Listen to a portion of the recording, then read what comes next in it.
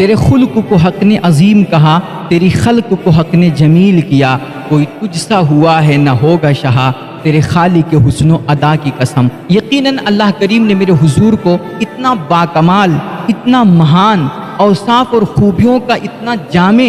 اور حسن و ادا کا ایسا پیکر بنایا ہے کہ اپنے تو اپنے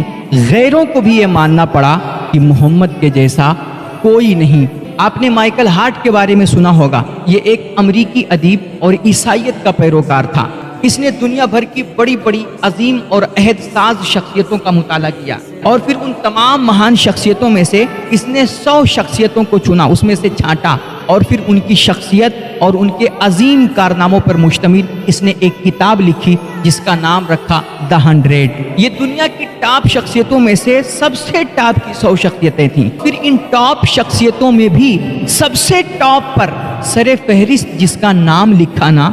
وہ ہمارے آپ کے نبی حضور مدنی تاجدار کا نام تھا۔ کسی نے مائیکل ہارٹ سے جا کر کے کہا کہ یار تو حضرت عیسیٰ کا ماننے والا ہے، عیسائیت کا پیروکار ہے، تو نے اپنے نبی کا نام سب سے ٹاپ پر نہ لکھ کر کے مسلمانوں کے نبی کا نام لکھ دیا۔ تو اس نے کہا دیکھو، میں نے محمد کا نام جو سب سے ٹاپ پر لکھا ہے نا، یہ میں نے عقیدت کی بنیاد پر نہیں لکھا ہے، یہ میں نے حقیقت کی بنیاد پر لکھا ہے۔ اور پھر مائیکل ہارٹ نے کچھ جملے کہے، وہ قابل غور ہیں اور وہ سننے کے لائق ہیں۔ مائیکل ہارٹ کہتا ہے کہ اگر مارکونی نے ریڈیو ایجاد نہ کیا ہوتا تو دنیا کا کوئی دوسرا بندہ یہ کام سر انجام دے دیتا۔ اسپین کا برنانڈو اگر منظر عام پر نہ آتا تب بھی اسپین میکسیکو پر قبضہ کر لیتا۔ ماہر حیاتیات چارلس ڈارون اگر تحقیق و جستجو نہ کرتا تب بھی نظریہ ارتقاء چند سالوں کے بعد دنیا کے علم میں آ جاتا۔ لیکن محمد وہ ہستی ہیں، وہ شخصیت ہیں کہ انہوں نے جو کارنامے انجام دیے ہیں، اگر آپ دنیا میں تشریف نہ لاتے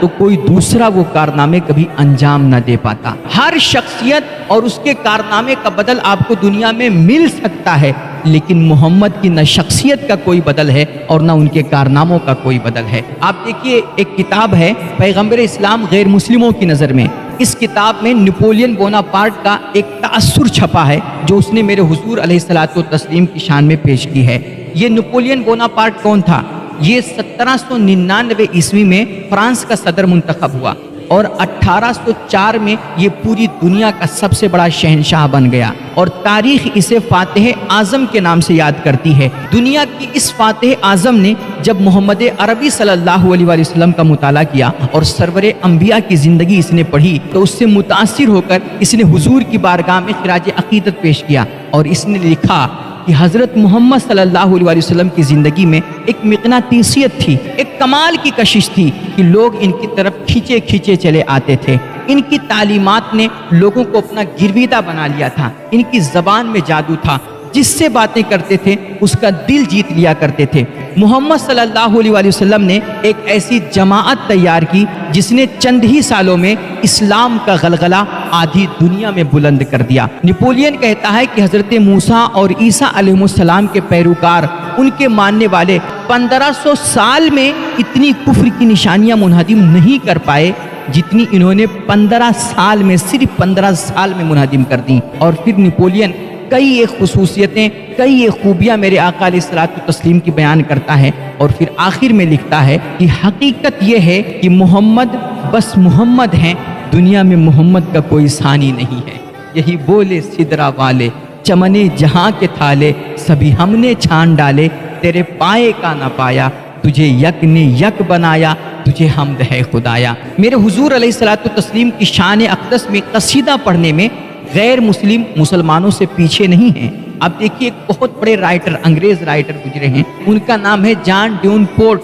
انہوں نے بے شمار، آپ ریختہ گوگل پہ ریختہ جو سائٹ ہے نا اس پہ جا کر کے دیکھیں، ان کی کئی ایک کتابیں حضور کی سیرت اور حضور کے اوپر جو بیجا الزامات اور تہمتیں غیر مسلموں کی جانب سے اور اسلام دشمنوں کی جانب سے لگائے گئے، ان تمام تہمتوں اور الزامات کا انہوں نے باقاعدہ دفاع کیا ہے اور حضور کی شان میں، قرآن کی شان میں، اسلام کی حمایت میں اور اس کی تائید میں ان کی انگنت کتابیں پڑھی ہوئی ہیں۔ انہوں نے جب میرے آقا علیہ الصلوۃ والتسلیم کی سیرت پاک کا مطالعہ کیا، آپ کی زندگی پڑھی اور حضور کے حسن و جمال کو پڑھا نا، تو انہوں نے دیکھیے کس انداز میں حضور کے حسن زیبا کی تصویر کشی کی ہے۔ انہوں نے اپنے انداز میں حضور کے حسن کو بیان کیا ہے۔ جان ڈیون پارٹ لکھتے ہیں کہ حضور کی جو شکل تھی نا، میرے مصطفیٰ علیہ الصلوۃ والتسلیم کی جو صورت تھی، کہتے ہیں بڑی شاہانہ صورت تھی، خد و خال باقاعدہ اور دل پسند تھے، آنکھیں سیاہ اور منور، پیشانی چوڑی اور روشن، بینی یعنی ناک مبارک ذرا اٹھی ہوئی،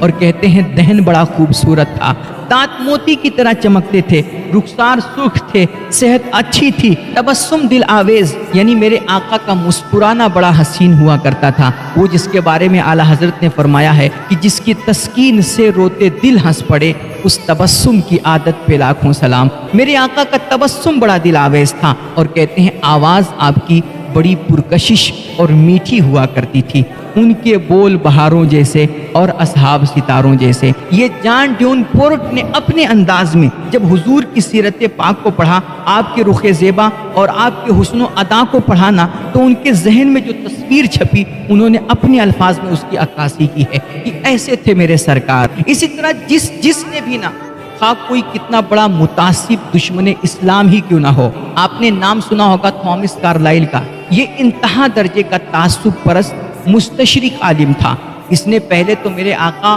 اور اسلام اور مسلمانوں پر بہت سارے الزامات لگائے اسلام دشمنی میں، لیکن جب حضور کی سیرت پڑھی اور اس نے حضور کی زندگی کا جب مطالعہ کیا، تو پھر اس سے بھی میرے حضور کی خوبیوں کا اور آپ کی اچھائیوں کا، آپ کے کمالات کا اعتراف کرنا پڑا، اور پھر یہ اتنا متاثر ہوا کہ پھر اس نے اپنی قوم کو ڈانٹ لگائی اور ان کو تنبیہ کی۔ اس کی قوم کہا کرتی تھی کہ معاذ اللہ میرے حضور جھوٹے ہیں، اور ان کی تمام تر تعلیمات حرص و طمع اور بے بصیرتی پر محمول ہیں۔ تو اس نے اپنی قوم کو ڈانٹ لگاتے ہوئے اور ان کو تنبیہ کرتے ہوئے اپنے ایک مقالے میں، جس کا عنوان تھا ہیرو اینڈ ہیرو ورشپ، اس مقالے میں اس نے اپنی قوم کو تنبیہ کرتے ہوئے لکھا کہ اگر ہم حضرت محمد کو حریص اور سازشی قرار دیں اور ان کی تعلیمات کو بے بصیرتی اور نادانی کہیں، تو یہ ہماری سخت حماقت اور جہالت ہوگی۔ اور پھر اس نے لکھا کہ انہوں نے جو سادہ تعلیمات اور غیر مرصع پیغام پہنچایا ہے انسانیت تک نا، وہ سب برحق تھا،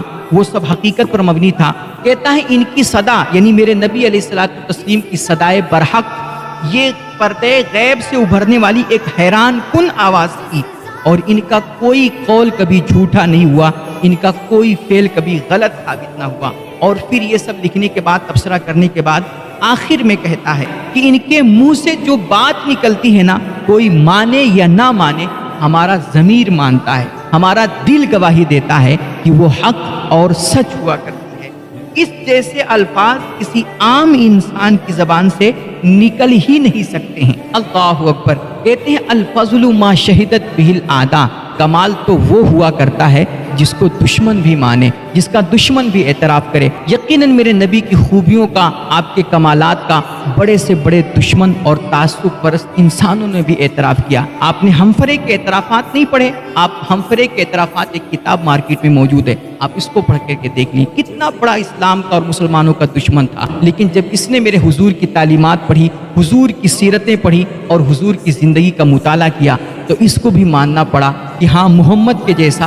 کوئی نہیں ہے۔ اس کے علاوہ ہمارے ہندوستان کے جو ہندو بھائی ہیں، ان کے دھرم گروؤں اور ان کے پیشواؤں نے اور ان کے لیڈروں نے جو ہمارے نبی کی بارگاہ میں خراج عقیدت پیش کی ہے، اور انہوں نے حضور کی زندگی پڑھ کر کے جو تاثر دیا ہے، جو تبصرہ کیا ہے، وہ بھی پڑھنے کے لائق ہے۔ ایک بابو جگل ایشور کھنہ صاحب تھے، ایک بڑے پنڈت گزرے ہیں، انہوں نے بھی میرے نبی کی زندگی کو پڑھ کر کے یہ تاثر دیا تھا کہ حضور کی جو زندگی ہے اور حضور کی جو تعلیمات ہیں، اور انہوں نے دنیا پر جو احسانات کیے ہیں، کائنات کا کوئی بندہ اتنا احسان دنیا پر نہیں کر سکتا۔ اور کہتے ہیں ان کے ان احسانات اور ان کی تعلیمات سے صرف دنیا عرب نے ہی استفادہ نہیں کیا، بلکہ دنیا کے گوشے گوشے میں ان کی تعلیم کا فیض عام ہوا ہے، اور ہر کسی نے ان کی تعلیم سے فائدہ اٹھایا ہے۔ ایشور کھنہ جی نے یہ لکھا ہے کہ غلامی کے خلاف سب سے پہلی آواز جو دنیا میں اٹھی، اسے حضرت محمد صاحب نے اٹھائی، اور آپ نے غلاموں کے بارے میں ایسے احکام جاری کیے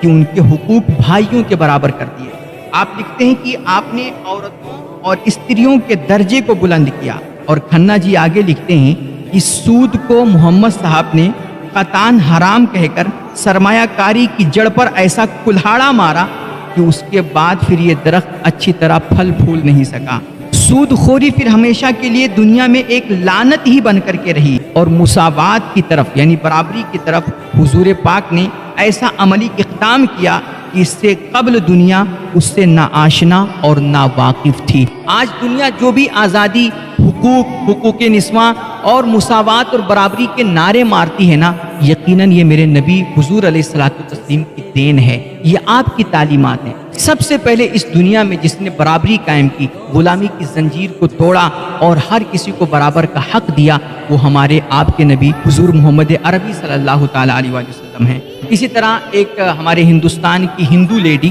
محترمہ کملا دیوی صاحبہ گزری ہیں۔ کہتے ہیں کہ دلی سے پہلے ایک اخبار نکلا کرتا تھا الامان نام کا، 1932 عیسوی میں کہتے ہیں 17 جولائی کو جو الامان نام کا اخبار نکلا تھا، اس میں کملا دیوی صاحبہ کا ایک آرٹیکل چھپا تھا میرے حضور علیہ الصلوۃ والتسلیم کی شان میں۔ انہوں نے اپنے اس آرٹیکل میں میرے حضور کو کس طرح خراج عقیدت پیش کیا ہے، ان کے الفاظ سنیے۔ کملا دیوی صاحبہ لکھتی ہیں، اے عرب کے مہاپرش، آپ وہ ہیں جن کی شکشا سے مورتی پوجا مٹ گئی اور ایشور کی بھکتی کا دھیان پیدا ہوا۔ بے شک آپ نے اپنے دھرم سیوکوں یعنی ماننے والوں میں وہ بات پیدا کر دی، ایسا کمال پیدا کر دیا کہ ایک ہی سمے میں وہ جنرل کمانڈر اور چیف جسٹس بھی تھے اور آتما کے سدھار کا بھی کام کرتے تھے۔ کملا دیوی صاحبہ آگے لکھتی ہیں کہ آپ نے عورتوں کی مٹی عزت کو بچایا، ان کے لیے حقوق مقرر کیے، اور آپ نے اس دکھ بھری دنیا میں امن اور شانتی کا پرچار کیا، اور امیر و غریب سب کو آپ نے ایک ہی سبھا میں جمع کیا۔ یقیناً میرے آقا علیہ الصلوۃ والتسلیم نے اس دنیا میں آ کر نیچ اونچ کا فرق مٹا دیا، گورے کالے، عربی اجمی اور آقا و غلام کے درمیان آپ نے کوئی تفریق نہیں کی، سب کو برابر کے حقوق عطا کیے، اور پھر ایک ہی صف میں کھڑے ہو گئے، محمود و ایاز، نہ کوئی بندہ رہا نہ کوئی بندہ نواز۔